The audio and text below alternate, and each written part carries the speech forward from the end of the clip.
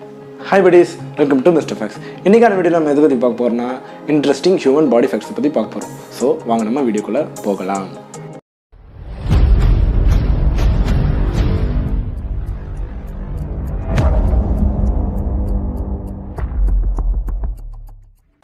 ஒரு வளர்ந்த மனுஷனோட உடம்புல எவ்வளோ எலும்பு இருக்குன்னு கேட்டிங்கன்னா உங்களில் பல பேருக்கு கரெக்டாக ஆன்சர் தெரியும். 206 எலும்புகள்.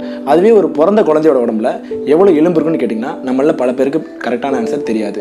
எவ்வளோ எலும்பு இருக்குன்னா 300 எலும்புகள் இருக்கும். அதே மாதிரி நம்ம உடம்புல 14% முழுக்க எலும்பானது தான்.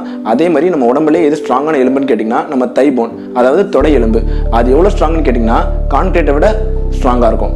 அப்போ நீங்கள் யோசிச்சு பாருங்கள் எவ்வளோ ஸ்ட்ராங்கான போன்னு. இப்போ நம்ம பார்க்க போகிறது நம்ம கண்ணை பற்றி, அதாவது ஹியூமன் ஐ.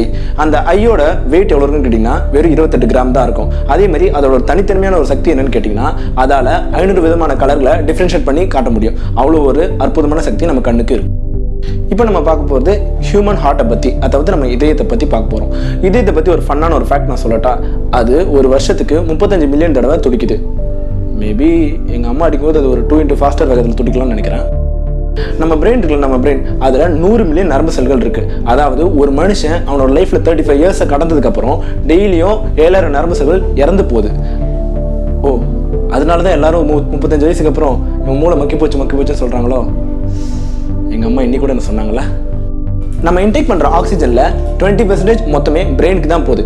அதே மாதிரி நம்ம மூளை 80% மொத்தமே நீரால் ஆனது தான்.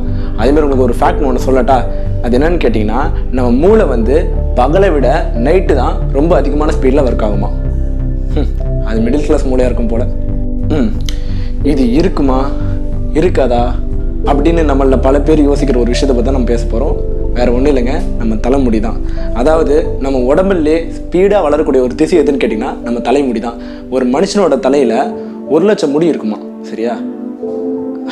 அப்படி இருந்து என்ன பிரயோஜனம்? ஒரு நாளைக்கு எவ்வளோ கொட்டுதுன்னு நம்மளுக்கு தான் தெரியும். எனக்கு தெரிஞ்சு இப்போ நான் சொல்ல போகிற பாயிண்ட் உங்களில் பல பேருக்கு கொஞ்சம் ஆக்வர்டாக இருக்கும். இருந்தாலும் பரவாயில்ல, நான் சொல்கிறேன். அதாவது ஒரு மனுஷன் இறந்ததுக்கப்புறம் அவன் உடம்புல சில உறுப்புகள் செயல்பட்டு இருக்கும். ஏன் அது 1 மணி நேரம் செயல்பட்டு கொண்டிருக்கலாம், ஒரு 5 மணி நேரம் செயல்பட்டு கொண்டிருக்கலாம், சில நாட்கள் கூட செயல்பட்டு கொண்டிருக்கலாம். அது என்னென்னு நம்ம இப்போ பார்ப்போம். ஃபஸ்ட்டு நம்ம பார்க்கும்போது நம்ம கண்கள் செயலுக்கிற நேரம் எவ்வளோன்னு கேட்டிங்கன்னா 31 நிமிடங்கள். நெக்ஸ்ட்டு நம்ம மூளை செயலுக்கிற நேரம் எவ்வளோன்னு கேட்டிங்கன்னா 10 நிமிடங்கள்.